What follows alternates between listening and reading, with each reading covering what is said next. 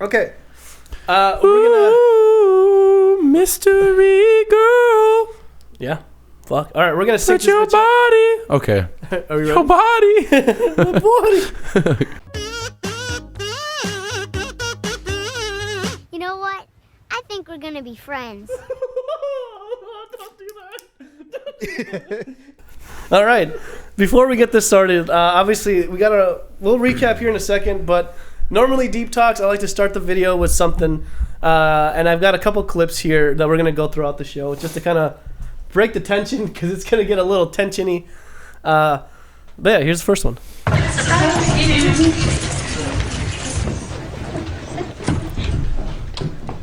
Music make you lose control. Music make you lose control. Did it?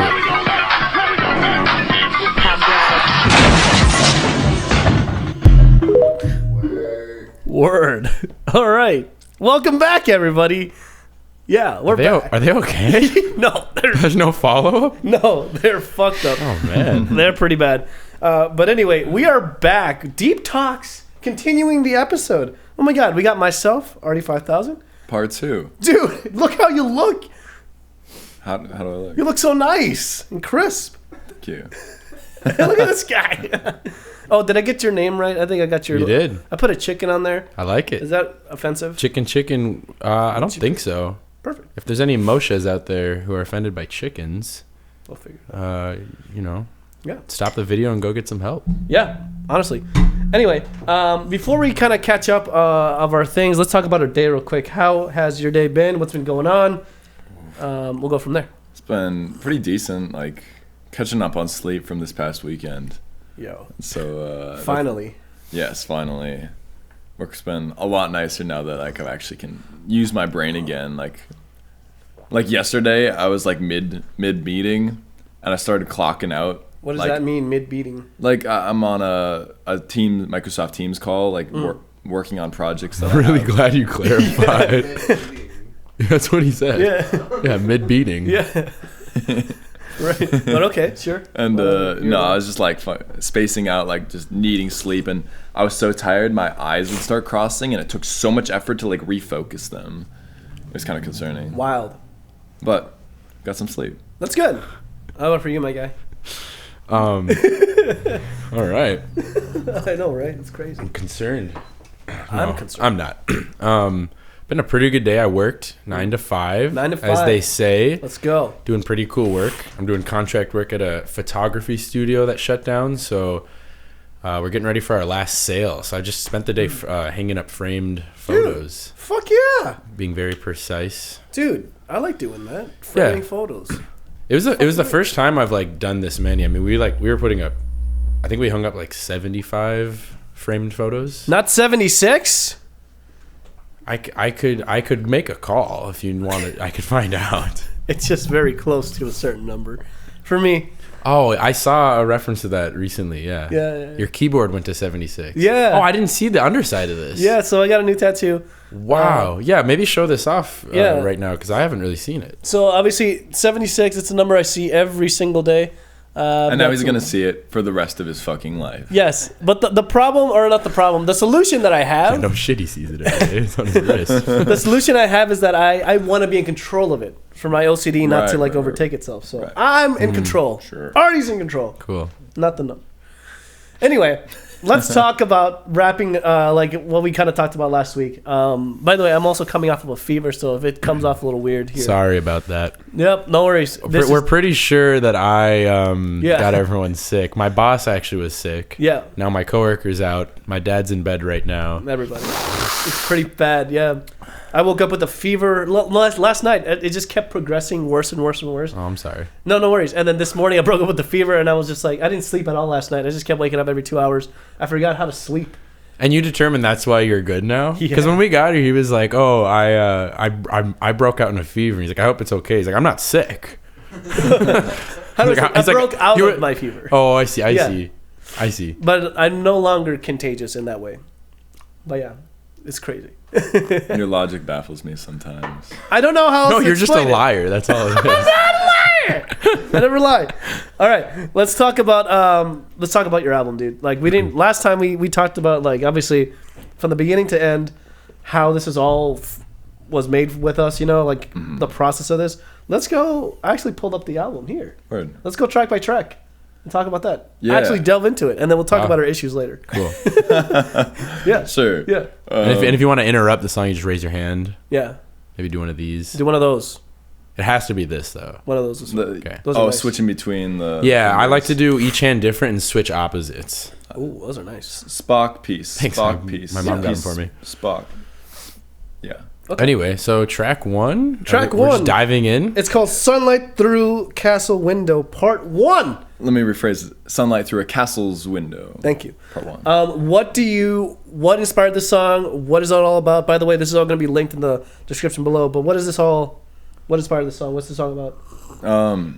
Honestly, I was just making cinematic stuff. I was like, oh man, like I have this vision, like I wanted to make, I'll still do and I will be, making like a cinematic / video game music. Yeah. And I was just like, oh, here's some cool like weird synthy things. And then like I really wanted to, for like the week that I made it, I mean, I've been reconstructing the song for a while, but like in the 10-20 minutes I made the song, I was like, oh cool, I want to just like do this ASMR audio atmospheric like soundscape that you close your eyes, you enter an actual space. It's not like some generic pop song or like some bullshit that anybody else can make. I mean, like granted, I could talk shit about my own music, but I won't. But it was like a really cool concept that I can talk feel- shit about your music. I will when you're done. They're free Browns. Perfect. Thank you so much. Oh, wait. Give the critiques after it's out now. But it's just like a really cool like conceptual like opener that I feel it's introducing the album / like preparing yourself for the chaos that it is. So like the opener and closer, part 1 and part 2 is one song they're one and the same. I have another song that's similar to it that I made with actually Gilbert, which is just like every 30 seconds it just changes in like beat switch, whatever. Sweet. That's not on the album, right? No, it's not out. However, to like kind of prep your mind for like, oh cool, here's a build up, and then it like changes, and then build ups and changes, then you just don't know where it's going. Yeah, which is what I liked about it. This one, I think I gave you the idea to switch it up, to do a part 1 and a part 2. Yes. Mainly because of like, there's 2 different like types of of themes with it. One is more of that somber ASMR, like you're saying, and then the other one just hits you hard with all this technical mumbo jumbo. It's pretty wild. Yeah, and it uses the same synths and beats and things as it does, and like in the part 2. Yeah. However, I did like after thinking about it for like a week or so, like having it split out, that it does feel like the summary of it, how you get introduced to the album.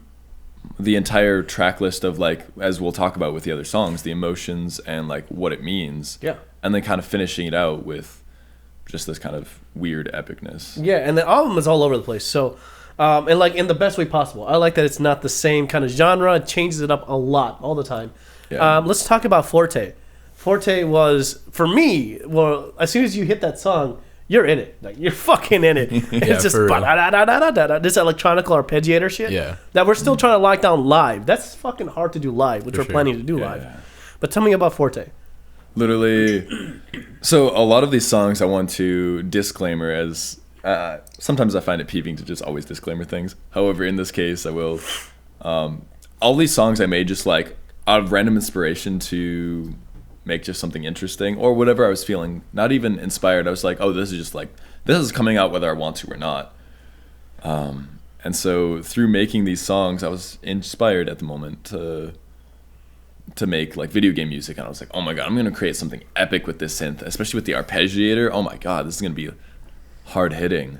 Hell yeah. And after like more, as I believe I spoke on the last episode, the 7 Deadly Sins concept kind of came way more recently after all the songs were already done. Yeah. But I structured them and like refurbished the songs individually to help fit that concept. All right. So what do we start off with in the first 2 songs? Are they part of the Greed, Envy stage, or? Yeah, if I can remember them in order, they should be in order of Pride, Greed. Oh god. Probably Envy or Sloth. Gluttonous. Gluttonous as well. Let me order? try to pull it up. Yeah. While he's doing that, Moshe, what do you think about the album so far? Like, what are your thoughts? I'm really liking it. Yeah, it's cool because, like you said, it is all over the place, and not just genre, but also just the production inherently. Because some of the songs were like recorded prior, you know, and some of them were recorded right through amp cabs, you know, which is kind of that more rock thing. Yeah, which we'll get into for Midwest emo. Yeah, and it's cool because I would say that's how most of my projects have been, and I've always struggled with the balance of, I'm doing it this way totally intentionally because I'm this like artistic genius, and more just I don't know what I'm doing. Right. I'm not good enough to make it all one consistent thing, so I'm doing what I can. Yeah. And I think when you do that successfully, you realize those aren't different things. You know, like you listen to any artist, and regardless the sound, you see how their sound changes, they develop more. Yeah. But I can confidently say that as the album got finished up, as we did the master, put it out, and as we're playing them live, I'm realizing this totally works. Oh, yeah. It's a really, really, really cool experience, you know? Yeah. I mean, I almost don't want to call it an album. It's like it's this... Because that's how I feel about my projects. Yeah. I've always liked to call them projects. Yep. I've always liked to reference that they're kind of these weird experiences that just reflect where I'm at. Right. And like I said, to repeat myself, it's always been hard to know, like, yeah, that's so cool, or I'm just overcompensating the fact I didn't know what I was doing. But I think that's the brilliance in there, and it takes a certain amount of love and discipline to really get it there. Yep. And despite you mentioning last time that this could have been done a long time ago and it's fallen off, I think we did get it together, and I think we did. Yeah, I think in the appropriate time, because you can't really. My whole thing is that you can't rush perfection. Perfection is such an abstract concept. Who the fuck? Yes. Sorry. 1-800. But no, that's something I've a lot struggled with. Sorry, I'm texting Arty. The meaning of perfection. How when there's a song or an idea, especially songs I've written years ago, like some of them were like basically done, like especially the name of something beautiful. Before we get to it, but like it was already done in my mind, and then like after years, I was like, oh, maybe I could put bass on this, or like add just like drums to it, and so like it just took a little time to add those things, which definitely filled out the sound, but it was already like in my mind done like perfection, like the way it needed to be. Yeah. However, just I think being satisfied enough with it, like I noticed, like listening to the album, there's tweaks I'd still make to this day. However, it's done enough for what I want and what I care for. Yeah, that you can let it go now. Mm-hmm. Just it feels complete enough in my soul that I put everything I wanted to in this album, and it's now it's just something I can set down. Yeah. Which I think is beautiful, because now you're giving it to the world to take it and interpret it, you know? I mean, like, some of my favorite albums ever are of that particular artist. It's like their least favorite album, like that artist in particular, of their own work, you know? So regardless how you feel about this album, it almost doesn't matter anymore, because now it's out there in the world for other people to enjoy and take on. It's especially, it's just a fact, when you genre mash at all, regardless how you do it, some people are addicted to it, and some people are going to not be that into it, because it's a lot to take on. And it is a lot, yeah. But I feel it's definitely part of my character, and how maybe I relate to my dad at times, where I'm like a jack of all trades, where I can perfect something, but also I know in myself that like I'm good at a lot of things. It's just whatever I decide to get into that at the time, whether it's a phase or it's a something, whatever I jump into, I can just like kind of just dive in and try to get doing something. It's the master. However, I did pull up the 7 Deadly Sins in the order that I conceptually had. Okay. And most listings you'll find on the internet, or just like kind of people speak about it, typically it's pride, then greed, lust, envy, gluttony, wrath, and sloth. And in that specific order, sloth? As in sleeping, like they're just being lazy and not inherently doing anything with their life. And so I believe there's 15 tracks. It's hard because I really did enjoy and decided to go along with the part 1, part 2. Yeah. However, the intro, Sunlight Castle. Yeah, sunlight through a castle's window. It's very spherical, and I love to reference Kevin. A long time ago, when we had some experiences together, we were talking about the universe and how life isn't just circular, or like it is a reflection of yourself, but it's very spherical. Things come back in ways, and so when you start the album, how you finish it is how you can start it again. Yeah. And it's not in a perfect thing that like Pink Floyd or like other albums that that perfectly loop. That wasn't the intention. But be able to flow from one to the next. I feel I was able to nail the transitions between each song, which was perfect. But Yeah. fully describing what the track list is for each of these, every 2 songs is a new thing. There's a new thing. The first one is the main sin or main emotion that's getting emitted. Right. And like the next one is like the combination between the two. So if it's like pride and greed, the one in between, or like the song in between, the second one is like a combination of those two. So like if we talk about like Lost Mary, that one's greed, but so it's like pride and then like pride and greed. Now it got a little weird because I did reorganize it a little bit. I had a slightly different setup where Forte was anger. It was purely like, it was lower in the list. It was right at the end. But I thought it perfect to like help introduce the album, give you like I think that was the right call to do, by the way. yeah. And so initially it is a different order than what I envisioned for this list. Yeah. But it flows so much better. And just knowing that each song, if you listen to it, it's my interpretation. However, the whole purpose of the album is just my emotions, but to also query in yourselves, like questioning your indulgences and like who you are as like a person, or like what do you indulge in? How does it change you, and how does it affect like the world around you? And For sure. like just more so questioning yourself and asking like things to make you question like your awareness of like how aware are you of your own actions and being. Right. But yeah, moving down the list. Yeah, I was gonna say, moving on, we got Lost Mary. It's funny, for some reason I thought we were going to listen to each track, and I was like, this is going to be a long... Yeah. But I'll definitely put little quippets here and there for post. But for right now, yeah. Lost Mary was just a goofy little like piano beat I pulled up. I just like made because I was just vibing one night. Yeah. And then I was like, I reconnected with you, and it was maybe on the second hangout or something. This is not the most recent, but of this year, right? Yes, correct. That we were just hanging out, having a good time, and I was like, yo, we should just like kind of vibe for a second. I pulled up some stuff on Ableton, and then you started like singing, rapping, which is exactly what you hear on the track. He didn't know, like I hit record and I thought you heard the doop doop doop recording. I had no fucking and idea so what was going on. Like I did not know we were recording at all. No, I just hit worked out for record the better. and the piano loop just went. Yeah. Yeah, it was pretty nuts. I really like that. That beat. piano track goes hard. For me, it's like trying to learn that song and try to play it live is fucking...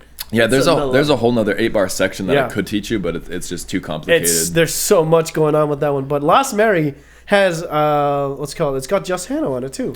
Yeah, and it wasn't until weeks later that I was like, hey, there's like 2 bars, like literally probably 8 seconds. Yeah. Do you want to be on the track? And he's like, I mean, whatever. Because we were working on other stuff. I still have 2 more songs with him that I'm trying to put out. Wild. Yeah, and it tripped me out because... So yeah, my verse, and you can hear, if you listen on the song, you can hear that my vocals kind of come in and out from the mic, and it's because I wasn't intentionally recording. I'm like sitting down and like looking around and stuff. Yeah. There's parts in the track where you hear me say, you'll hear me say, where's that heat coming from? Yeah. And like when you're listening to the song, you kind of interpret like, oh, the heat is the track and the beat. Yeah. But it's because I'm literally like, I got distracted and there was a heater on. Yeah. I was like, oh, where's that heat? Like, so you're totally just hearing me existing. It's fucking hot. Yeah. What's funny is I come back and I sit down and Evan just puts this song on. Yeah. I'm like, all right, cool, let's listen to this. And I don't know how, I think I asked 4 times, is this me? Yeah. Because like I kept changing my voice, and I think I do eventually realize we're recording. Because for there's the part where I say highly effective people, the 7 habits of, and it's really close to the mic. And so I remember hearing that and going, oh, well, who's this? Yeah. And I was like, it's still you.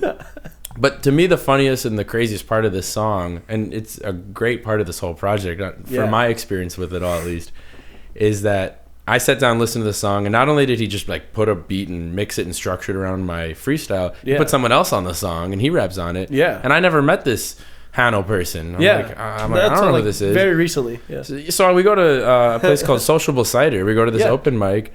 And we're chilling there, and I'm like, oh, I just saw this person who's next to you, Evan, earlier. Like, they look cool. And Evan's like, oh, this is Hano. Yeah, it's Hano, yeah. And I'm like, oh, it's so nice to meet you. We're on a song together. Yeah. You know? So that was a really interesting thing. I've never met someone who I was already on an album and a song with. Yeah, and not not having any connection to this person. And now we're at rehearsals together. And they gave me credit the other night at a party. Yeah. They were talking to someone. They gave me credit for the fact that I'm rehearsing and learning a freestyle. Yeah. And I appreciate that. I don't want to brag, and make it about me, but it is quite the challenge. It is. Especially when like 50% of the verse is mumbling. Yeah. So I had to like reinterpret all of that. You got to make decisions on what you want to say. I mean, at the end of the day, though, when you play live, most of the time people don't know what the hell you're saying anyway. So as long as you're having fun, which is what we discuss, when we do play these songs live, we just got to make sure we're just having fun. Absolutely. Being the best versions of these can be. Moving on, I have TIYF. No, I believe it's traveling songs next. Oh, sorry. It is Traveling Song. I know my album, to be honest. I was like, I had it like this. Okay, Traveling Song. Let's talk about Traveling Song. Yeah, it's no, Arty, your eyes weren't checked in. Yeah. But no, traveling song. I think I don't remember if Yassine had just like left or something. Right. I really don't remember the vibe. I think I was just like kind of lonely, but also I was just feeling like, those moments where you feel a little playful, like you're a kid. And I'm like, man, I feel like a cowboy. And regardless if you feel that way or not, I felt like a fucking cowboy one night. Okay. And I was just goofing off on guitar because I was really bored. And especially the last couple years, I stopped playing video games. Or I would never do it by myself like I used to. I could have so much enjoyment through just doing solo play or learning and playing games with like co-op or not, sorry, co-op, the story mode. Yeah, campaign. Yeah, and I realized like, damn, it feels like a waste of time, so I better practice my instrument. But then like I let the boredom set in and realized the playfulness and enjoyment of your own being is when you can like sit still with yourself. And that's when the playtime came in, and I realized this is like striking a chord with me because I started singing while playing without me writing anything down. And that was something very spiritual. I wrote 2 songs, and one of them I won't even talk more about. However, it was just being able to let out what I needed to say. And I believe John Mayer talks about this, how you don't just play a song and then write lyrics or this or that. Like, I've done that for 5 years, and I will tell you the best way to do it is if you have a chord or structure or whatever, while you're playing it, sing it, freestyle it, and that is the way you write a song. Yeah, I agree. That's how I've been doing it. It's the best way possible. Yeah, it's pretty cool. And so I was able to just do that and just like let something out. It has like no meaning other than just like the touch of playfulness. However, I believe Pride and Greed, it's probably like on the greed kind of section, like between greed and lust, where it's touching on other things. However, it's just like a loneliness kind of factor of like, wow, I'm trying to indulge in the story of the song is having a horse, your horse dies, you're on the run from a train robbery where you like stole a bunch of gold from a train and you're on the run, cops are after you, and then like a little solo thing happens and you run into this old guy who's playing the fiddle. He ends up being a cop and like holds your face on a poster and you're like, oh fuck. And so then the next bit, the chorus is what is the I can't remember what it is. Yeah. The lyrics are evading me. However, you kill the cop or the sheriff of the town and you keep moving on, and then it talks about like being lonely and wanting to have a traveling girl and like sit by the fire. And so that's kind of the whole concept of it, leading into like lust and trying to fill this void inside yourself, and how you can't fill the inner happiness with external things. And that was kind of the point of that song. Pretty wild. I like Traveling Song. It's more of a somber song. For me, this is where I start to get issues with the set list itself, like on this. I know you said that you already mapped this out in the way that you think it's going to be the best way possible. I don't think it flows the best, but that's, your decision at the end of the day. And I wasn't here for the masters or any of this stuff. But this is where a song I would rather put towards the end of the album. Now, how you have it already, the only reason I said that because you have Lost Mary, which is kind of more of like a hip-hop, kind of bluesy kind of stuff. Traveling Song, which is more somber, a little more, quieter. And then you get TIYF. Right, titties in your face. Yeah. Talk about that. And so the best songs I've ever written is, like I said, like when you have the strong structure and you just like spit over it. I had a beat and Arty kind of like had this instinct, a feeling. Yassine came over. I had like 2 or 3 other songs that I was trying to have him rap on, but I knew like the 2 I wanted. Yeah. He came over because he was only visiting for 3 days for some reason. And so we only had about, we had 15 minutes Jesus. at my house before we had to dip and go do other things and like visit places and like just do as much as we could. However, we went to my house, my studio, turned on the computer, chatted for like a couple minutes. Some sex tonight. Yeah. It's pretty wild. And that's like the first bar. yeah, no, we literally That was the first. That was half of the 15 minutes. Yeah. It was just 10 minutes of like getting the right takes and layering them. I mean, for that small amount of time that you guys actually recorded, the song came out fucking great.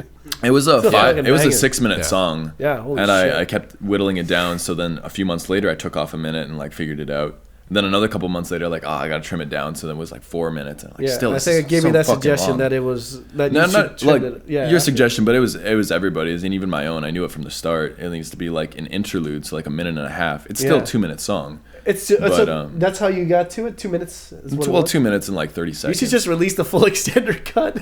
No, Yeah. no, Yeah. I won't. 2 from 6 is a pretty good. You did a good job there. Because there's some cool quips in there. However, Yeah.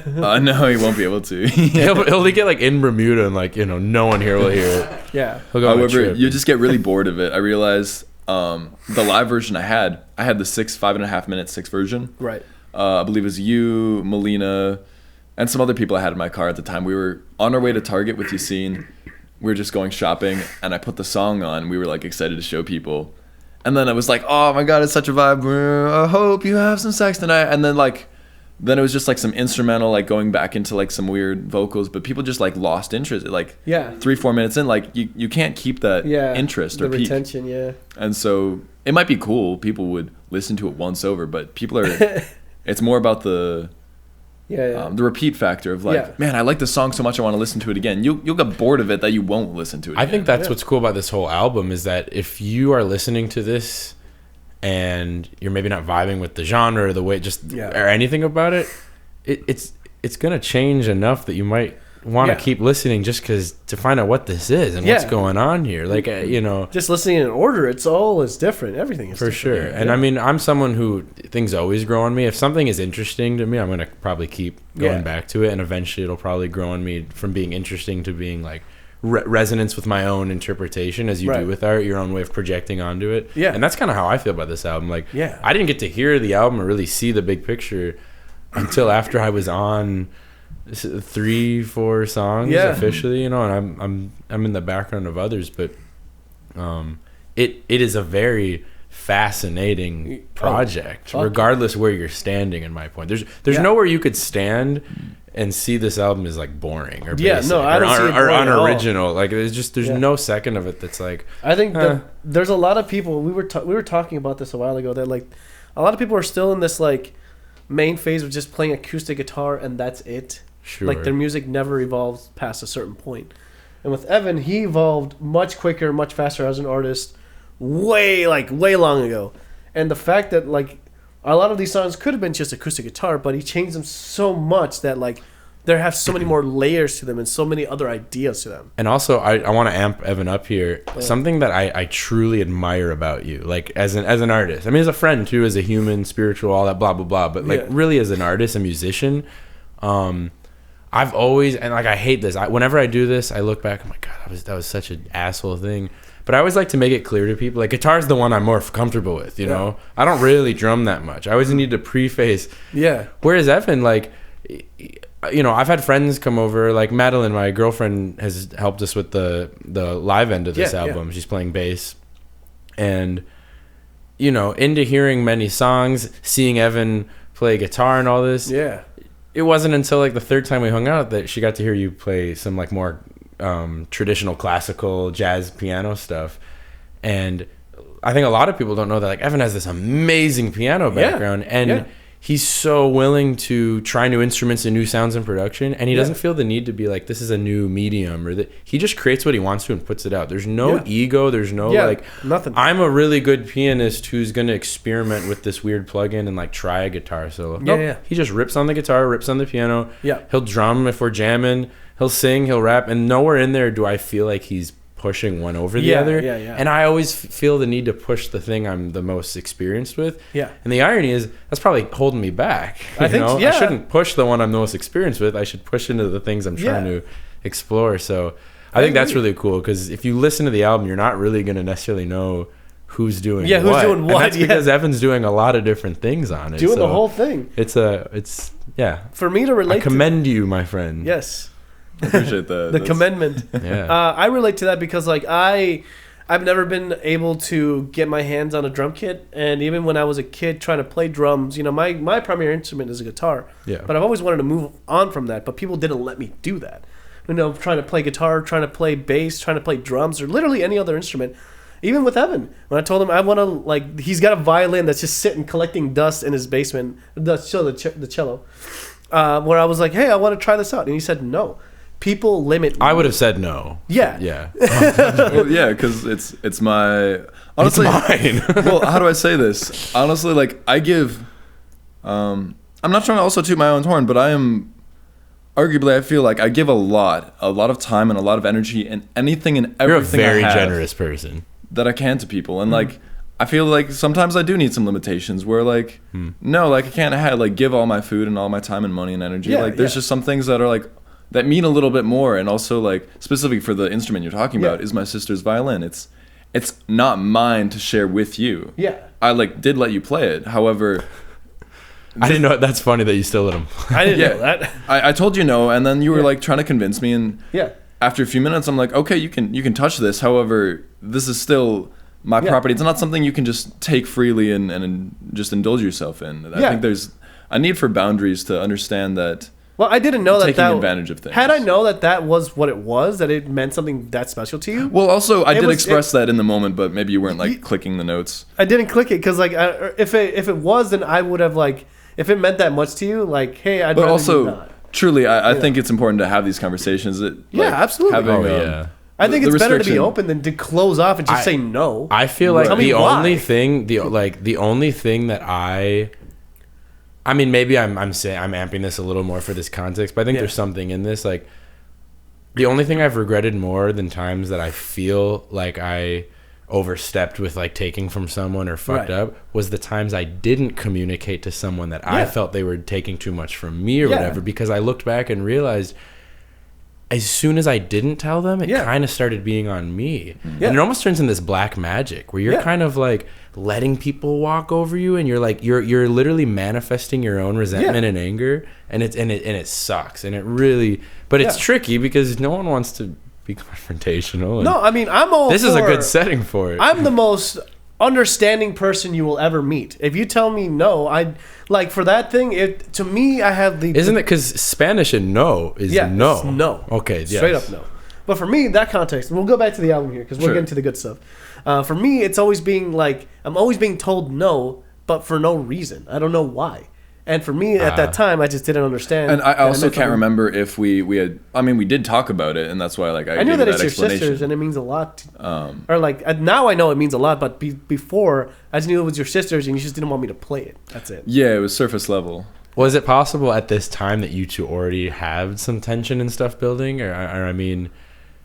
Possibly. Because in my experience, what can start to happen is like the two sides I've been in relationships is Yeah. one side is sort of, well, they should already know, Yeah. and then the other side is like, well, you know, I should need to know more. Like Yeah. you're both thinking that you're owing something that's not, and it's not Exactly. even. It's I mean, it's pride. It's pride. Yeah. It starts to not be about the violin or the sister, if this is your guys' situation. Yeah, It might not which be. is- yeah. But it starts to just become, like I said, that black magic. Yeah. It's embodying these things. Yeah. This weird resentment things takes the form of violins. Yeah, whatever it and- is. And food and different things. And then what can happen is then you can't tell which things you're actually feeling and which ones you just Yeah. want to kind of, you know. Yeah. It's like the black suit from Spider-Man 3. Yeah, exactly. You know? So for me, I'm more of the opposite. If you tell me that you want to play my bass, I'll let you play my bass. You know, so I come from a different understanding. But you know, like I said, this is why we have to communicate these things, Right. so I don't offend you. And Yeah. that'll make you angry because we're friends. We need to be friends in a way that, like, We need to be friends. we need to be in a healthy relationship, if that makes Truly. sense. And I we do need to wanna- be able to communicate about Yeah. these things. And Everyone you just didn't. needs to be friends. Yeah, we didn't communicate Just this friends.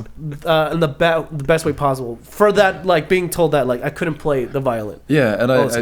I'm glad we're having this conversation. I want to add that I'm like going through some interesting like friend dynamics, like with not just our friend group, but with some other people I have in my life, like maybe even more romantically involved. How like you won't really discover or like know what to do until you come across a roadblock. Like it's about figuring out together and having Yeah. that partnership of like being open and willing enough to like. I feel like. I've heard a lot of people, and I'm not happy about. But it's also things I didn't know and learn about how to communicate. But Yeah. I think mutually, like allowing myself to like be heard, to let somebody else go through some growth period. How like until you come across like a certain roadblock Yeah. or a life event of like something you need to talk about, whether it's the violin, for example, or something. Yeah. Something that might have been a little bit more, should I say, emotionally charged. Yeah. Whether it was about the instrument or not, like whatever feelings were behind it. Your Like just feelings behind it. right, or whoever's if it was like in other circumstances. Right, It's right, super right. vague. Right. And it can take a long time. You Yeah, know? I truly. mean, like it could take a lifetime. It could take multiple lifetimes, Yeah. in my philosophy and opinion, Yeah. to understand to let everything slow down to really Yeah. see, you know, what's Yeah, what's like going taking on. a step back and seeing what's actually going on. Because at the same, like I said, for me, I never want to offend anybody. I want to Yeah. respect everybody, but I feel like I'm the only person that does do that. So I expect the rest. of That does people- offend people, or No, that like I don't want to offend people, if that makes sense. I never want to. I never want Okay. to, like, how do I say this? Like, if, for example, the violin, like if the violin just really meant that much to you, had you expressed it to like, hey, I'd rather you not, you know, or like, you know, the best, you know, in a healthy communication, obviously, I wouldn't have touched it. Wouldn't have fucking cared about it. Right, It's and- something that doesn't matter. At the end of the day, it doesn't matter. It matters to me because people tell me no all the time, and I can't grow as a person. Right, and I also hate I that. want to say, like, adding to the context of excuses for myself, that like I wasn't in the greatest headspace knowing that I was going through some shit that week. That like my communication skills were out the fucking window. Yeah, you don't, and that's like, it's not towards you when I say this, that like, how do I say this? You are definitely not the best communicator, but it gets worse when you have a lot of shit on your plate. Yeah. And that's why I try to be as open as possible, because it's tough when you're sealed up, you're going through so much shit, you're sealed up and you can't, I mean, for the simplest things of just trying to express something, you can't. You just go straight to, you know, being frank and just saying like, no. But there's Yeah. so much more layers to that. And it's healthy. This is what this whole thing is about, to talk about them. For sure. I think so. Anyway, you got a little saucy there. all right, play the clip again where the person falls on the table. Oh, I got a better one. Pokemon, the only logical thing to do now is to use advanced laser technology to imprison her inside of a miniature plastic ball. But first, let me ask my calculator if it can give me some information about the specimen. Jinx is a vital humanoid psychic type Pokemon. Can I fuck it?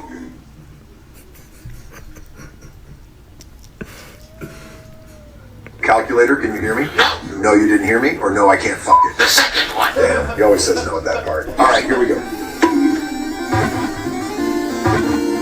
So, Shoot, it broke out. Don't worry. This can happen sometimes. The secret is to not panic and to immediately beat the shit out of the specimen with one of your previously imprisoned Pokemon. Charmander, he was taken choose- down. set the Jinx on fire. The trick here is to take the target Pokemon as close to death as possible without actually killing it. That would I didn't know Dwayne Johnson was on TikTok. yeah, dude, it's everywhere. Oh, God, yeah. So, okay, we got a couple other ones. But for right now, let's keep working our way through the list. Yeah, what's the next on the track list? All right, so we just talked about T.I. Titties in your face. Titties in Yeah. your face. The name of something beautiful, which is a fucking banger. So That's a good one. Cool. referencing earlier last episode about how I mean, honestly, this is like the power trio of like my album and like kind of my life of the time period of these past 5 years. How it's Arty, me, and Moshe. God damn it, people. Sorry, I'm getting calls. Yeah, I get this a lot. What was I saying? The trio. Moshe and you have been through my life, like regardless of spotty of like me not being there, you guys not being there, just like bands and things. It doesn't matter. But however, it's from start to finish. You guys have been a part of it the entire time in my mind, my eyes and my mind. This song is probably, I believe, the first song we officially wrote together. Yeah, for sure. How long ago was this? This was 2020, so it'd be... Was it 2020? Yeah. Okay. Jesus. It was 3 years ago. So it was right before It was like... The vid? that thing happened. Yeah. The blip? I don't know. Yeah. Before the christening of our minds getting... Of Jesus? Of, Yeah. He has risen? the minds being wiped, should we say. Right. Yes. But this song... I mean, I guess. But yeah, this song kind of like meant a lot. I think also, hence why just referring to Titties in Your Face, I wanted it to be short and concise and kind of interesting. Yeah. Because you are into songs that I'm not like belittling the songs themselves. However, they are like texturally drony. They're like it was intentionally made to like focus less on what was being said, but like as you sink and relax. So like the repetition, it's in my eyes, it's the mantra of repeating something. So whether it's like a good affirmation or not, like in this context, some of it was like just sad or emotional about relationships. Right. Or like the things we were going through at the time. The song is deep, by the way. It's more of a chant, right? Yeah, It it's is. the Well, same with. it's funny because not to make it about me. I'm not, but I don't know if you remember this or recall this, but the night we originally recorded that song was the night we referenced in the last episode that we had taken some substances and we really opened up, and I think we had been through enough. Oh, this is the song that came out of that. This is the song that Well, there's 3 songs in total. That there were, and that's why I was gonna say one of the songs I've released. Right. So I have a project I did that was truly a spiritual project for me to make, and I remember after going like maybe a year and a half or so of not hearing those songs, just doing other things, I went on Google. You know, I don't know if anyone does this, but every now and then when I'm really bored, there's nothing I want to watch and I want to play, I'll go on my Google Drive or photos and just look at everything and listen to everything. You know? And I discovered a song. I don't remember what the original title was. I can't remember at the moment. Can you sing some of the lyrics? Help is coming, help is coming, help is on the way. So there's a song, and I really do encourage people to listen to it, not just so you listen to my music, but if you truly enjoy, we actually worked on this when I was doing my 52 to 56 track album. That was before you condensed it. Before condensation, it was. Condensation. It was on that. I messaged you and asked if I could upload it. Well, I remember years ago I was like, "Hey, am I good to upload these?" And then I didn't. And then you were like, "Hey, can I upload this?" Right, I'm like, right. "Hey." Yeah. Well, and so it's crazy. So the song is out? that song. So I have a slightly song different out. version because it's the song we did. I think you tweaked it slightly and then added an intro. Well, what I did is we gotta link this because when I would love that, and I really anyone who's watching this, listening, if you enjoy this group of people in the lore here, I really encourage you to check the track out. I encourage you to listen to the whole project because it's very short. It's 3 tracks, and what I did is it uses Alan Watts samples in it. And when I listened to that song for the first time after like we recorded it like a year and a half later, it blew my mind. I mean, I don't know if I was on the substance or not. There's a very good chance. But I remember having headphones on, being in my zone and being blown away, and I cried. It's a beautiful song, and just like the name of Something Beautiful, it's a mantra, it's a chant, and the whole song I'm just saying help is coming, help is on the way, love is coming, love is on the way. It reminded me of like it's called Help Wave. The song is called Help Wave. That's what I released it as. I released it as Help Wave because I thought of it as like a wave. Right. I remember this as you say help. It's help, like capital H, help with a period. Yeah, that's what it is. Okay, yeah. And a really funny thing I'll just throw out real quick is if you listen to that track Help Wave, there is a part of the song where you're hearing all these layers of us humming and oohing, and you'll hear me laugh and I say, "Hi, Graham." And it's because Graham called us while we were making that song. Yeah. And we answered. But while we answered, we're still recording. So you kept it in. So anyway, there is a song that I have released. It's been released for probably a year or more. I didn't know this. And it was one of the 3 songs recorded that night of The Name of Something Beautiful. And I remember distinctly, just to finish this song topic, the next day you were like, I can't remember if you stayed the night or I had dropped you off. And then I like went to school or whatever, but we had a conversation because we didn't meet after that, but we sent messages or talked in the morning something you're like,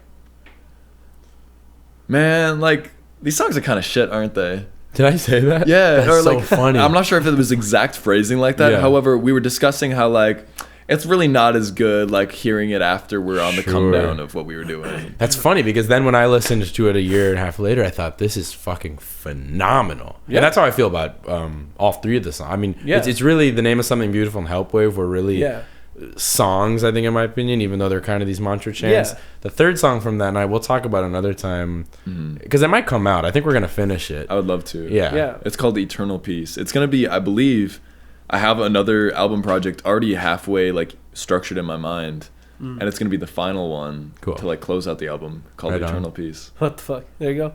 See, I had no idea. So like, this is how like out of loop I am with all of this stuff.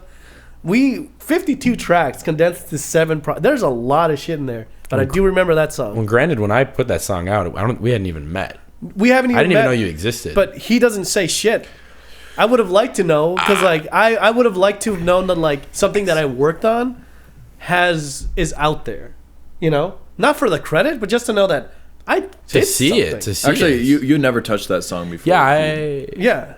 It was like that's what I'm like. If I touched it or not, I think I remember hearing it, but I don't know. Did I work on it? No, you've never touched. Well, we may have like worked on it for like a slight bit, but however, the version and whatever we did has no consequence to what he's done with it. Okay. Either way, I just would have been cool to like know that song is out because that's a great song.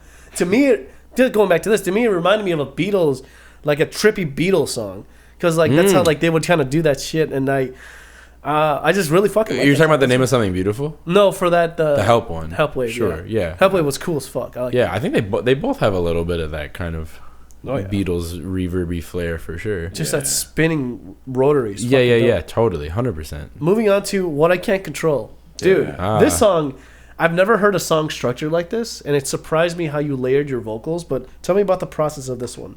Yeah, and then I'm also curious about what you had to say about like the structure of it. But giving the rundown.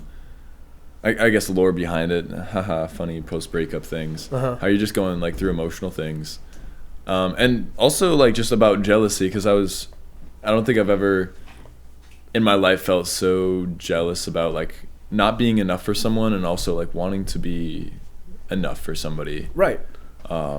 Speaking like on monogamy versus non-monogamy, and I'll leave it at that. However, the song like lyrically like meant a lot more than it did like piano wise, but it kind of worked out, and it was a piano ballad through and through. And then later I decided to start adding more instruments, and it kind of became more of a full song, which was fun. It came out to be pretty fucking cool. I like the song a lot, and it's surprising of a number of the people that I've gotten feedback from close friends and other people like outside of my circle. They're like, wow, like FML, which Melina sings on. Yeah, which we'll get to.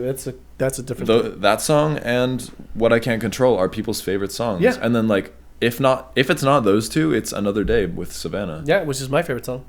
None of the ones I'm on.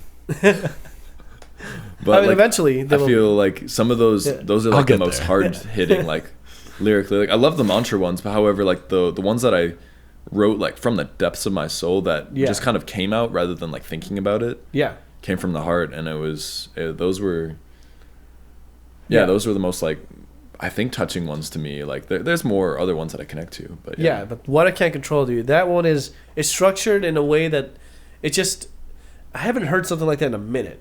Describe it, because it is a pop song. I just don't have the ending to it. It's verse, chorus, and that's it. No, it's not like the structure of it. It's more about like what is happening during those things. Okay. So yes, it definitely starts off with like, well, it's fresh out my mind, speaking words, you know, like your chord changes. That's the most interesting part about that song, because you the go way from it moves too. Yeah, it moves unpredictably. Everything about it, yeah. Yeah, I wasn't like, if I was writing it, I wouldn't have gone that way. That's what trips me up about it. So it's a joy to listen to. Could I even say it even reminds me a little bit of, just for lack of like me thinking of other comparisons, this person maybe kind of paved the way of the sound a little. I hope that's not too controversial to say, but kind of the Kanye West thing that he started doing, where, I mean, I already used this word, but where it starts to become more of this experience. Yeah. But maybe I don't know what the words I'm looking for, but that song, it does have this movement that's very not in the traditional sense musically, but like churchy almost, Yeah, like yeah. gospelly. Like That's the there's way I would kinda- say it, You know yeah. what I mean? It's Yeah.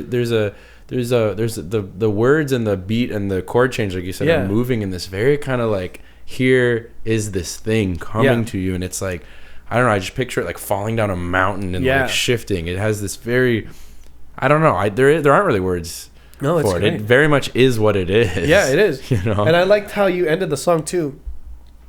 Ending the song, which is, I think it just fades out, right? Yeah, I added like literally like the day before I sent it out, or like a few days before. But I wrote a guitar solo on the last chorus and decided to repeat the chorus. I love your concepts idea to repeat the chorus instead of having it repeat it like twice, yeah. do something else. We were like, oh no, just like repeat the chorus, and then I was like, all right, well if we're repeating it, might as well just like fade it out, because I used to love 80s songs that just Yeah. kind of faded out. Exactly. Yeah. I'm not always a fan of fade outs; they're not my thing. But It really complements this song a lot. And then the guitar solo, you put a guitar solo in the end here. yeah. I gotta listen to that song again. And so I don't feel remember. like it's barely noticeable. However, I love the lick just like during the chorus, but after the chorus, Oh, this is what and you're it's trying to like get me to it's learn. fading out. Yeah. You can hear just like the soloing, how it, yeah. everything else dips out, and you just like you're picking up the fragments. How the most prominent thing on the last 3 seconds are just the guitar. Nice. Now, okay, it is about to be 8 o'clock here in 4 minutes. How much time we got? Oh, we got another 15 minutes, 20 minutes. All right, we gotta speed through these pretty quick. Yeah. Fallen. That was like the Cool. second mantra kind of song that we wrote with Moshe. This would be the most recent era of him being in my life.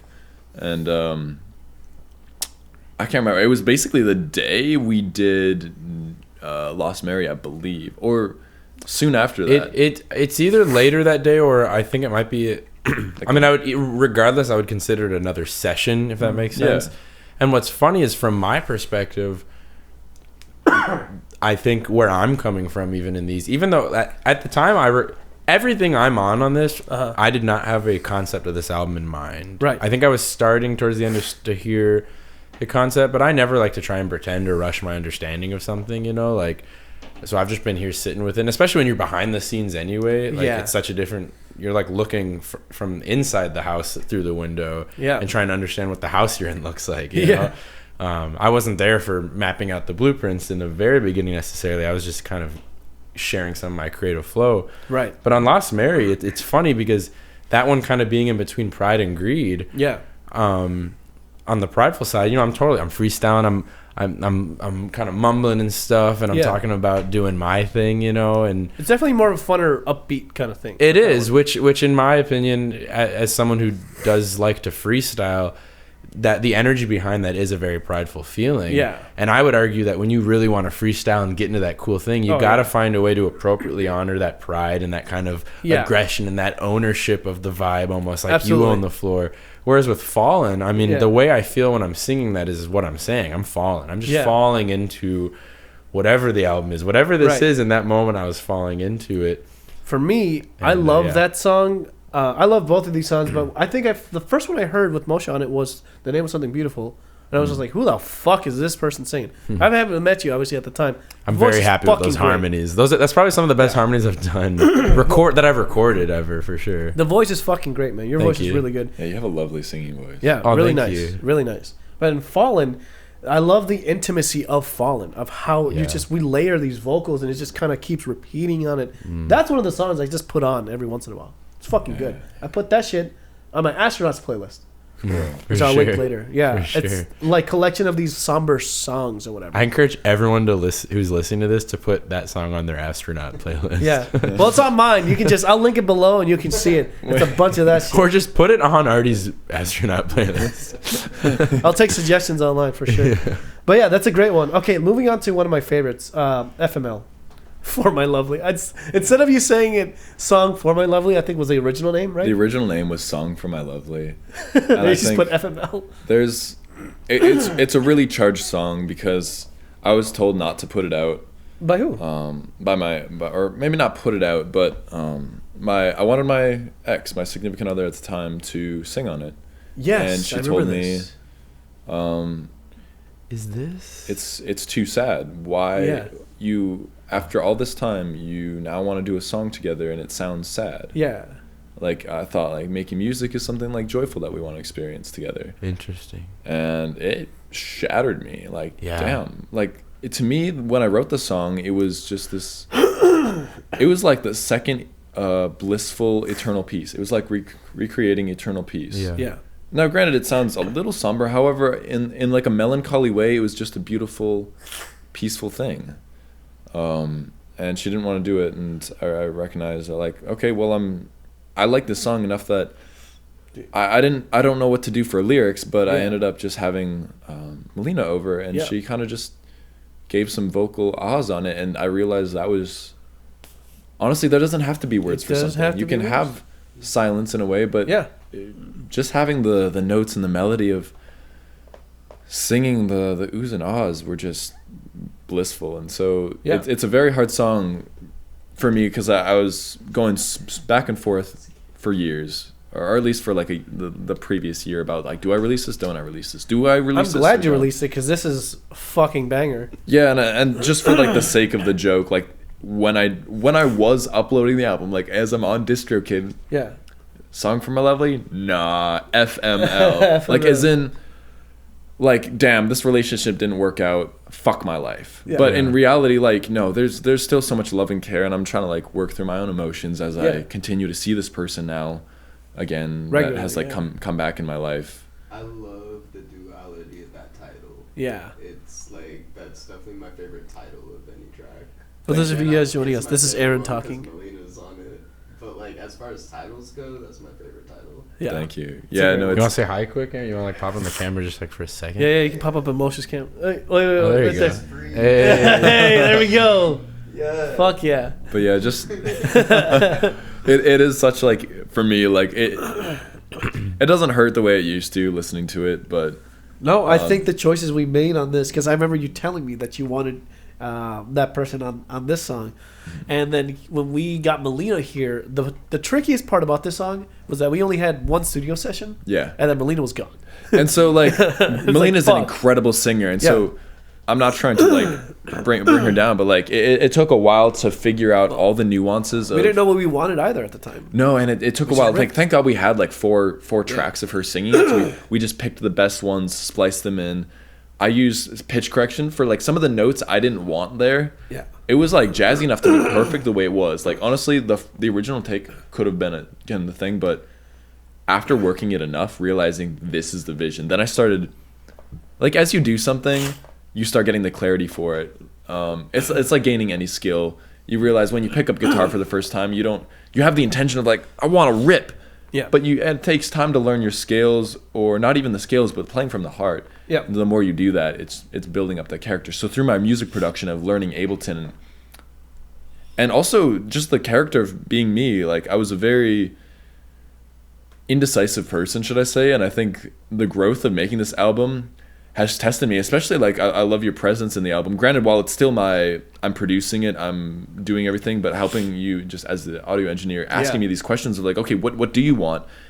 It's pressured me in a way that I've had to become decisive and like a little bit more stand up for myself with what I want. The main thing is that we need to make decisions. If we're going to try to do anything, we need to make decisions. If we don't make decisions, this is where people go either crazy or nothing happens. And that's the ultimate a shame. lesson Or just communicate, right? I mean, and what I mean by or communicate is that, you know, not that it always has to be about the spiritual topic, but there's a great thing Watts said once, which was, wise actions never come from choice. Because when you know something, you don't choose. Choose implies ignorance, you know? And I think when you really make an art, you know, it's just that there's a process. And I know I may be just deconstructing into a different way of wording it, but I think what I'm trying to say is when you allow it to happen, the pressure of needing to make a decision can often make us not communicate because we turn in. Yep. And I think sometimes it's more about just communicating, opening up to that love so you can go, hey, it's not that I don't know, it's that it's not here yet, so bear with me. Yep. Rather than just maybe what sounds like happened here was just getting quiet through the creative process. Yep. And now there's room to think, oh, why aren't you filling me in on what's going on? Oh, why is he expecting... The process is still happening. It's just that there's a misconception on what is happening. So I think it's not always even about making decisions. It's just communicating where you're at in the process. That's really interesting you say that, because I feel like I was talking more. Yeah, I saw you kind of sit in your chair. Like, what am I, Dr. Phil? Yeah. I realized catch too, me outside. How about that? other like personal things like that I'm going through is realizing that like there's indecisiveness about like where people are at or what's happening. I'm not trying to like drop any beans, so I'm trying to phrase this in a certain way. I love that. Drop the beans, man. Drop the beans, bro. Drop the beans. But it's just interesting, like when you know you can't make a decision, it's just being able to express that you don't know or aren't making a decision. Yeah. Just like the communication of where you're at versus the like allowing it to be frustration. Yeah. Yeah. I think that's why I chose to change the vocabulary from decision, is because to me the spiritual paradox is when you really admit you don't know, you get overrun with the sensation of knowingness and wisdom. Yeah. You know, when you let go of needing stuff, you fucking have it all. It just comes right to your doorstep. So that's why I try to not even think about decision and knowing, because but it is a paradox, because honestly you're right that in a weird way that would make those words the right ones to word. Us being humans and using these words, it would actually help maybe to say, I can't make this decision. I don't know. And just sort of know based on the prior communication, or for me having a spiritual community, is about almost in an esoteric way, I'm truly crying to you and admitting to you that I don't know. Yeah. But by doing that, I'm allowing us to feel and know underneath that the whole thing's a fucking game. Yeah. But I think the irony is, the resentment thing is, when we don't communicate that, we start taking the game serious. We start having pride. We start thinking people owe us stuff. You know? Because the thing is, no one owes. There's no one there, and there's no one to owe it to. It's just we're just here. We're just existing. I was just mainly talking about more of like, when we make songs, we need to make decisions to make progress, and some people are afraid to make those decisions. For sure. And to like cut out 2 minutes of a song, or to even take the standpoint. So for me, as the producer, besides you're the person that's making the song. And I realized that I guess on the producer standpoint, I'm sorry I cut you off, but I think there was a point in the recent year that I was able to let go of this internal struggle of making the decision. Yeah. When I know you've told me and we've been over it, but when you save a project, it's saved. Yeah. You can like allow yourself to be happy and playful and just like literally, as we've said for other songs, let's fuck it up. Let's change it. Let's fuck it up. Yeah. And so it was like an aha moment of just like an epiphany that it clicked, like the song's saved. Like if I want to keep it that way and go back to it, you can go back. There's a save file. Yeah. Trust me, there's a save file. You can go Actually, back. There's several. I have backups. Yeah. As we should. But being able to change it and like allow, like, I have a vision, but I'm too scared to step out of my boundaries and like not be able to go back in like whatever. Now, granted, in the real life, you make decisions. What your words are words. You can't take back what you said if it's mean or pleasant, whatever. Yeah.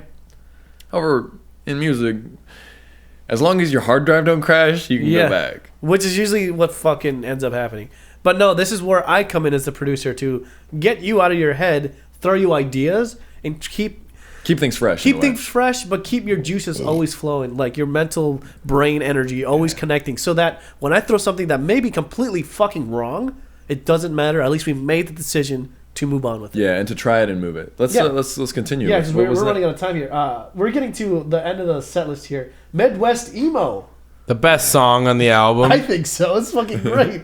Well, another day for me, but Midwest Emo. Yeah. We talked about it already in the last podcast, but we did. I kind of hyped it up because of my personal resonance with really wanting to do this type of music. Now let's talk about how this even constructed it. Like, what was the plan of this? I know you guys, Moshe, you gave him the chords. Yeah, I mean, would it be safe to say that, again, because we've talked about how a lot of this album has come out of this sort of really not ambiguous, but the kind of a profound and unquantifiable sort of place. You know, it's just been coming out, and then it comes out, and then something else comes out to connect it together. Yeah, this song was pretty straightforward in how we made it. Right. As I joked in the last episode, I presented a tuning to Evan. He wrote some stuff on it. Yep. I expressed my interest in distorted open tuning guitars and drums, and he was like, I don't even know if he said I could just see on his face how excited he was.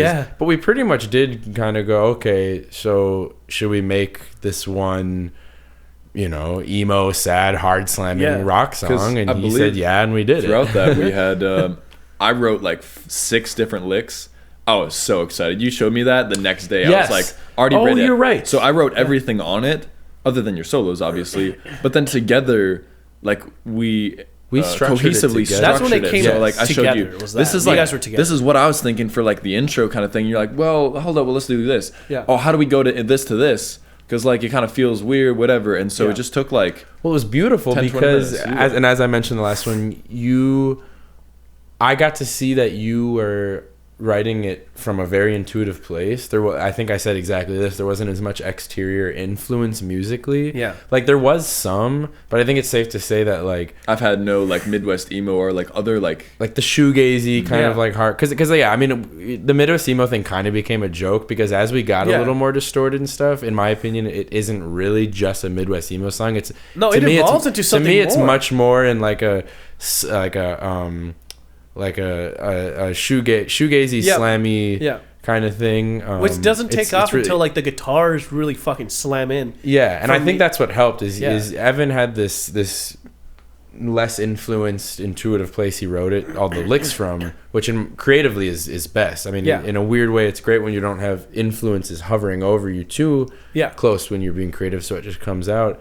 But I was able to kind of step in, I think, and use my influence and knowledge of these types of songs to go. And that's when it came together. When you guys actually communicated of like how you wanted to structure the song, and that's where the magic was fucking happening. And I got to witness the whole thing. Also, for the record, that's also Arty and I meeting for the first time. Was because the song was a telly and a whatever else you're playing on it, doing this hard thing. We were like, we need to record out of amps. We need to mic up the cab. We recorded it, and Arty or like did that for us. We structured it, and I think it was either that night or the next day. We set up and like called Arty and be like, hey, can we record this like right now?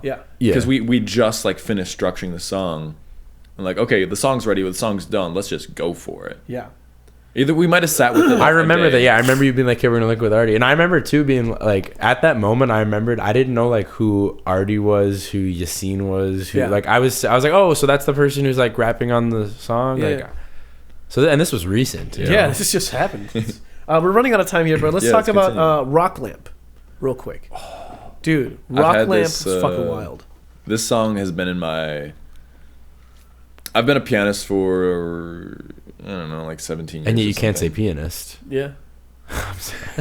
I'm a pianist. Actually, I should bring my hat sometime. My dad bought me a professional pianist hat. It was so adorable. Because just a little bit of backstory. A couple years ago, I was a piano player for a couple years. That was my job. And so I needed money, so I needed to play more piano, otherwise I was not going to eat. And so I started picking up like a 6-hour shift on Thursdays at Menards. If you ever tried playing piano for 6 hours, it sounds brutal. it's not the most pleasant thing. And also I didn't take breaks. Like people told me like, oh hey, like you go, or my parents especially were expressing interest in. So like you're taking breaks. Like when's your like 15-minute like stand up, walk around, whatever. Like I don't do that. Just 6 hours straight. And so like I wanted the tips. I wanted to eat. What the fuck? But regardless, it really made me branch out and start experimenting and improvising. And that's where I learned, like, in my mind, it kind of became the epiphany of I can't really explain. I will explain music theory to you guys, or like whenever anybody asks me about how to do something, but it's your own intuitive. You see it, you see the symbol.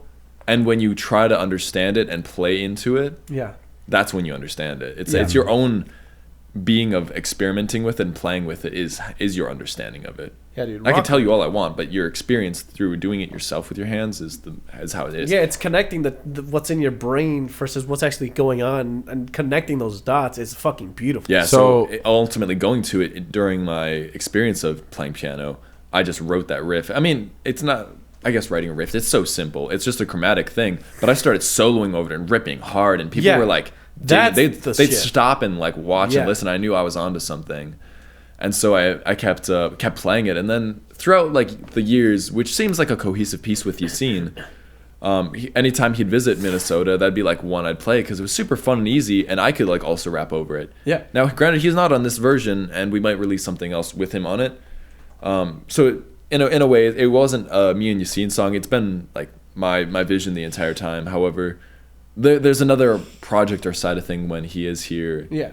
To like have him exclusively on it. Well, this one you have. Does that say 6:15? Oh no, that clock is off. Why are all the clocks in your house not? This is right? why I have a master clock on my The clock in the kitchen says like 3 in the morning. You or can never something. trust technology. This is why. Well, yeah, not at your house. No, not here. Turns out Arturo's a spy. Yeah. Yeah, there's all these different countries. That clock is for Korea. So there you go. Anyway, I was gonna say, Rock Lamb has Jason. Jason. Oh, it's literally that. Sorry. And also, I want to add, like, going into this song, I asked him to be on like this project, this album, and this song specifically. I've never met the guy, and so just like you with Hano, when I visit him, like when he comes back from like his trip to Florida to visit like friends. Well, you still haven't met him. After this album, I'm like looking forward to meeting him. Oh, you still haven't met him? Oh, I thought that was just at the time. Like I know of him. I've heard his songs. I've heard his music, and like been in the same atmosphere. So as you him. just sent him the track? But literally the nicest fucking dude. Like he's the most like humble, just fucking chill. Yeah. Wow. Like, Wow. He seems cool. That's gonna be fucking awesome, man. Yeah. All right. We got to move on. Continuing. Yeah, next track. To my favorite fucking song. Just for like 30 seconds. Yeah. I wish we could spend. I more wrote time the on song. this. Yeah. This is a good one. There's 2 versions of the song. And not Is there really? not the one you're thinking of. Really? Not the one you're thinking of. Can I hear it later? Yeah, I will show you guys. It's on my Google Drive. I would love that. I have a 40 second video of me singing the original. It was how do I say this? It's pre and post breakup of my last relationship. Yeah. How it was like the most wholesome, like I want to be with you, I love you, in like blah blah blah, like wake up in your arms, like wake up with the sun, like hold you in my arms, whisper in your ear, like the kind of just like close, intimate, like lovey kind of things. Yeah. And then like post that, or like I can't remember the exact time period I wrote the lyrics for the version you're hearing, is realizing like damn, I just like need to get on my grind, like work out, just do my shit, and I'm gonna like submit to the 9 to 5.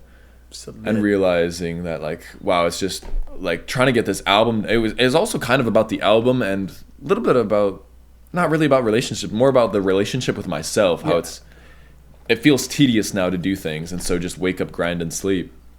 And so the energy shifted. There was like an internal like wow, I'm madly in love, to just like okay, now I just need to focus on myself. Fuck. Yeah.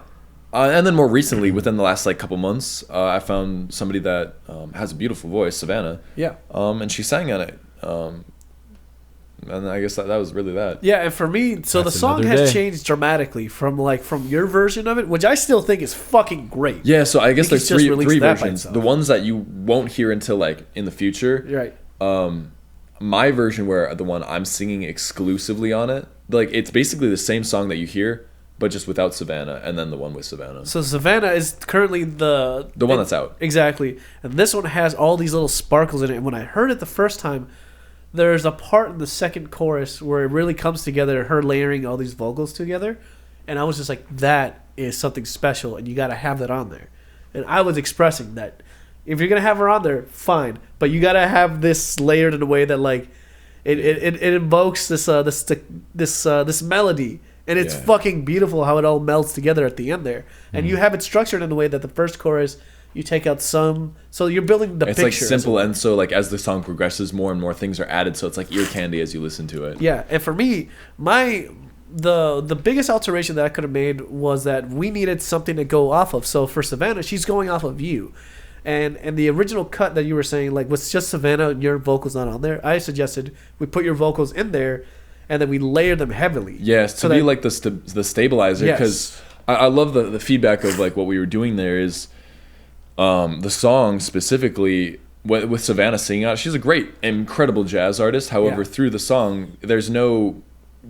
It just sounds sporadic. There's no flat notes. There's no seventh. I mean, what the fuck did we pay for? Honestly, it just sounds off. And so, like, the vocal timing of things just feels awkward. It really feels awkward. However, when you place my vocals in there, like, I have a more, like, steady rhythm to it. Yeah, well, you keep the rhythm on it. Yeah. And she's singing on top of you. Exactly. So then it kind of, like, bobs and weaves where, like, she's able to just kind of be the float top where like you still hear all of my lyrics like in the background, but then she kind of just plays with it. Yeah, and for me, this is the last song that I worked on with you because that's when you ghosted me completely. This song, I wanted to take out the lows, which I think you did already. But this is the song where I was most proud to have worked on with you because of how it evolved from being just him with then Savannah and then adding like my suggestion of adding your vocals on top of that to bounce off. I wanted so bad to finish this song and I didn't get to. I'm so glad that you did it, obviously, because it's a fucking banger. But I wish I could have figured that out too. It would have been sweet if the end had you doing a violin solo on his sister's violin. That would have been cool. I suppose in your eyes it'd be to finish because like through my eyes it's like I hear things as they're done or like being projected and like finished. Yeah. Did you think that it was done already? Yeah. Okay, so we didn't have to. Wow. That's where I was wondering because, like I said, at this point you just cut me off completely. Where I was just like, I was curious if these songs still needed work, and I thought that they did because I still wanted to control your vocals on this one. The result is fucking glorious, by the way. This is my favorite track of the whole fucking record. I just want to put that out there.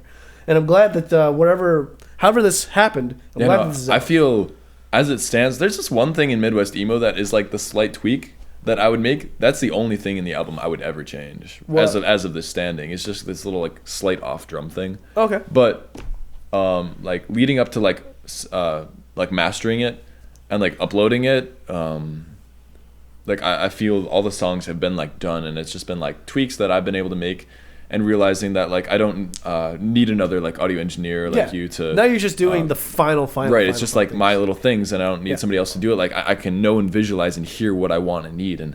See, I've been so immersed. This would have been great to know. Well, also I want to add like not in a frustrating way but in a loving way that like if there's something that like I would have liked to know that, also just call me, ask me. Well, I don't know that because like some of the times I want to be with you a lot and just hang out again and get love me. No, but like I don't like this whole month has been like I've expressed has been really weird where you've distanced yourself. You have, and I felt the distance dramatically when you guys went over to Social. That has been my spot. That's where I was trying to go and try to get you to promote your album. I got him the show at Can to promote your album. You know, I had this whole thing ready to go.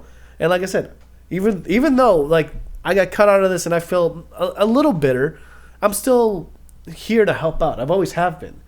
But like it's the distance of like not calling me to go to Terminal Bar to help you guys play a song or go to Social to help you promote your work. You know, all of these things. I get caught out completely. And then when you guys go, I'm glad you guys are going because somebody has to. Somebody has to talk about this album. Man, I don't fucking know you. I didn't know. I'm joking. I'm kidding.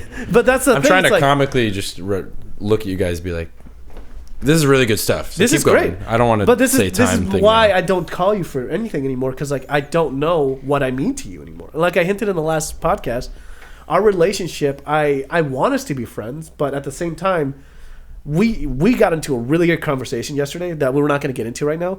But we talked about what's been going on with your fucking life and why you haven't been reaching out and why you've been doing all these things. And it's like, if I just known that, dude, I wouldn't have any fucking like anything towards you.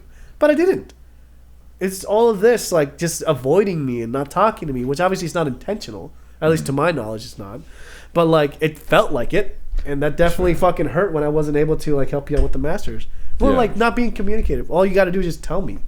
But like I said, that's why I don't call you because like I feel like you're in a different spot in your life, and we're growing apart as people. At least that's what other people have said to me. It was like, why you're doing these things, why you're not communicating to me, why you just cut me out completely. And for me, we're always going to be friends, always. But now working on another project with you is going to be different because I don't know what's going to happen.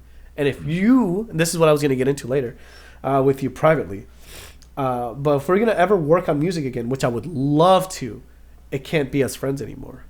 It has to be as a business relationship. Because as much as I help people so much with these things, it's the false respect that I get of like just being cut out of things, you know. And that's not fair for me, and that's not fair for you either.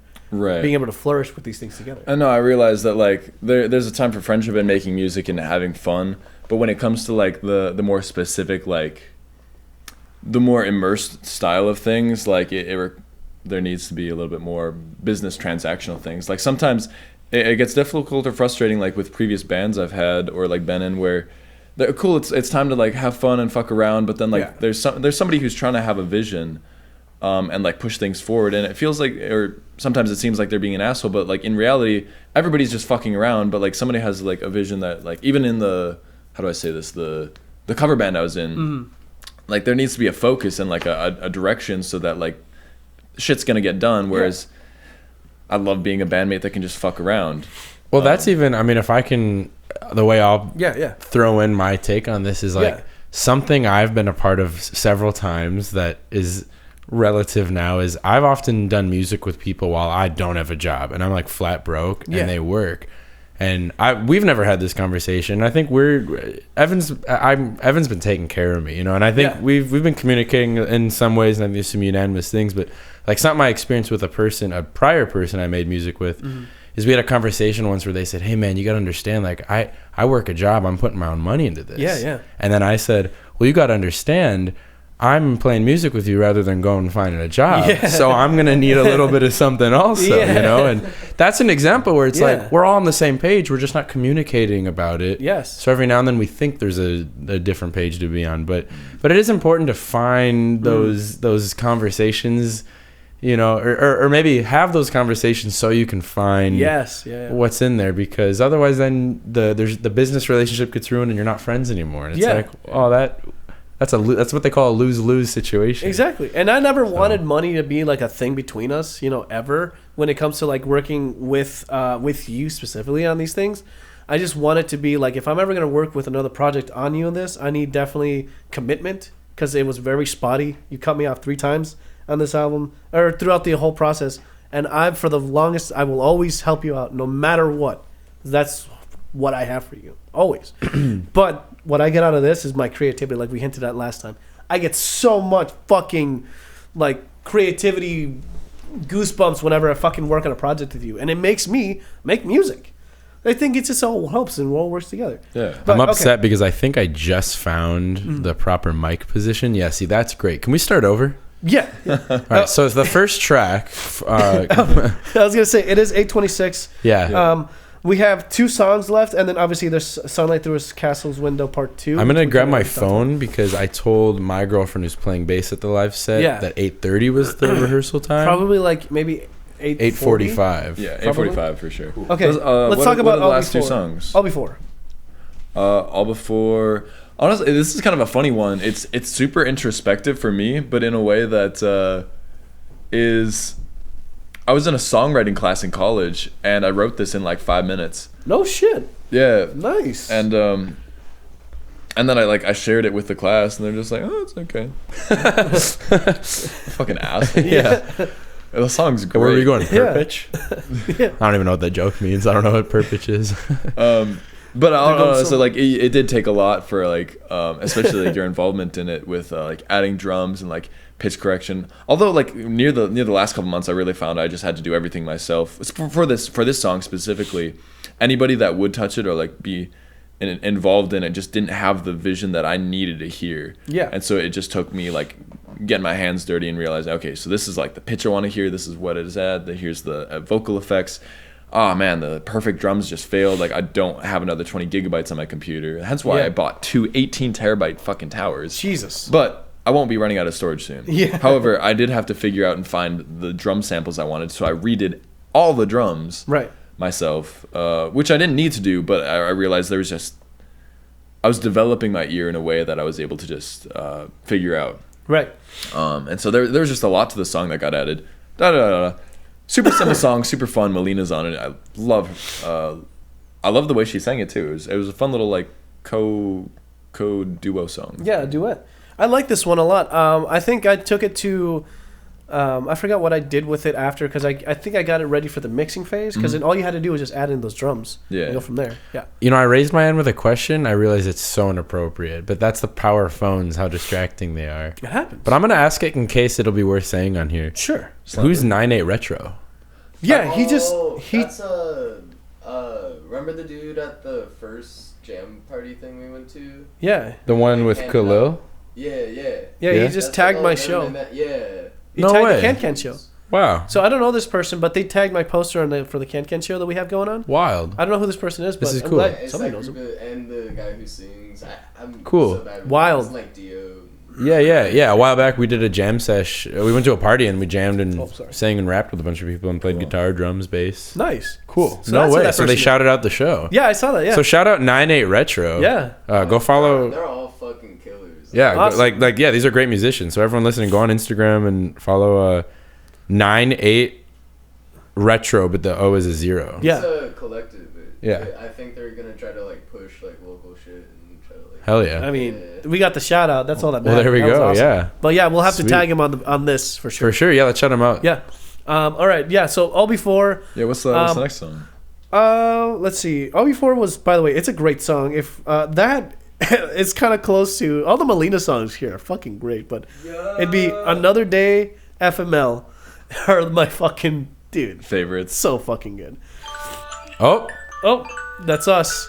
Okay, last song, Sand and Ground. it's actually not us.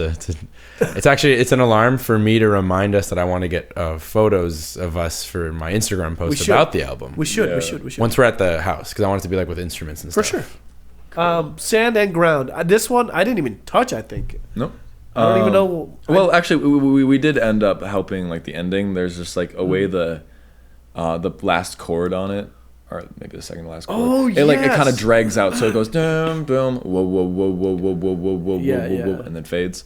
So we did mess with that. Okay. However, everything else on it, It was pretty fucking solid. I recorded that on my parents' grand piano with my phone. Yeah. At a point where I was very tired. I was going through something, and it was just kind of a reference to also the sloth, the 7 deadly sins of Yeah. like just being tired and just not doing shit. And so it was maybe not like the sloth or laziness of it. Well, in a way, like nothing else was added to it, but Yeah.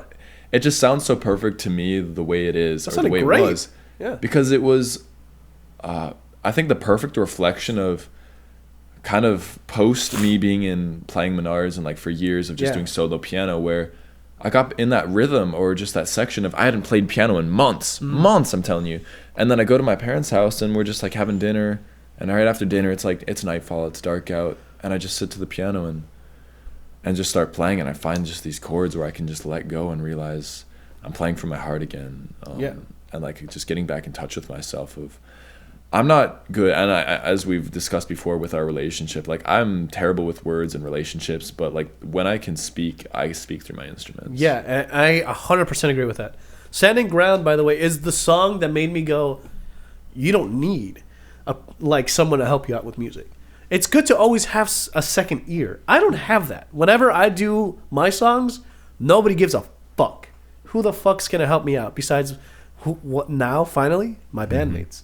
You know, people that are actually in my project that can give me feedback. Like, the drums are too loud. The bass needs to go up. You know what I'm saying? But before, when I didn't have that, I would have liked to have had this relationship where I can send you stuff. And I have sent you stuff. But Standing Ground, when I heard it, not to go too far, but that's the one where I was just like, oh, dude, this doesn't need much. In fact, it's almost good. And a lot of your songs, out of the 52 fucking songs, a lot of them I was just like, this is fucking good. Yeah, These are and I fucking think great. it's difficult as the producer, at least the journey up until this point where I'm now more decisive and I know what I want. Yeah. But when I've heard stuff and played it before, I'm like, oh, it's like it's good, but it's not. And so I'm like, I love it for the first couple weeks, and then I hate it for a couple weeks, Yep. and then I love it, and then it was just such a love-hate relationship with all of my music, and I disliked that part of myself a lot because I knew there was problems with it, but I didn't know what I wanted, or I didn't know or have examples. Yeah. And I wanted to like listen to more music to get like cultured, but at the same time I didn't, because I knew my vision was something unique. Yeah. And like having untainted like I was just thinking like that same a word. virgin view, if that's I don't know how to describe it other than that. Yeah. Like just originally like sheltered in a way. Yeah, and that song, like I said, that one was one of the more songs where I was just like, this is fucking great. It doesn't need much. So at the end of the day, out of all this whole album that came out, just to wrap this up, and then we'll watch one last clip and then we'll end the show. How you've grown as a person, you know, like that's one thing, but your music and how you've been able to just construct songs efficiently and get them to be as close to perfection in terms of mixing. Mixing always needs some work, always, on your end. I've always noticed that. But, like, I guess Sand and Ground probably doesn't need as much, but there's some songs that still need some tweaks here and there in terms of the mixing to actually get a full stereo scope. But how close you've been able to fucking nail it has been surprising to me. That takes years. That takes another fucking consciousness to get there. You know, we talk about recording as one phase, we talk about the mixing as another phase, and then the mastering, the final phase, it's its own fucking thing, and you were able to get these very consistently throughout now your newest songs. Yeah. So it's been fucking great to see the growth. But yeah, like I said, our relationship has been a little spotty. Like I said, I'm always down to help you out. I've always been here, but the communication factor where I don't get that anymore from you as much as I would want to. But to have a healthy relationship, that's all I want. Is I want you in my life. And if you don't want me in your life, that's fine. You just got to say so. And then we go from there. Understandable, yeah. Yeah. Moshe, you got anything to say before we watch the last clip? No, thank you so much for having me and for doing this. I love it. Yeah, and miso soup. You'll find out what that means next time. All right, let's watch this last clip. Johnny had them apple bottom jeans. Oh, I love it. This is great. Got the whole club looking at her. She said, Jessica, did you sleep with your goddamn teacher? Did you sleep with your teacher? Mr. Wilson? Mr. Wilson. Yes, you did. You're a little sore. I'm telling you. I don't know if this is real or not. Yo.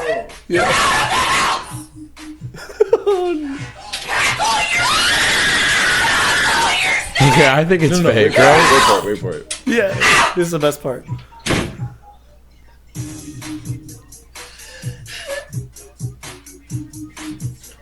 Like the poll, I gotta make big roll. I'm gonna say that I prefer no clothes. I mean, I love women exposed. She threw it. Is she doing the song still? Continues to No, sing that. that's gotta be fake, right? Because if not, we just watched a really traumatic experience unfold. And the best reaction to that traumatic experience. Yeah. Oh my It's fucking goodness. Jesus. We have, let's sign off. Moshe, where can people find you?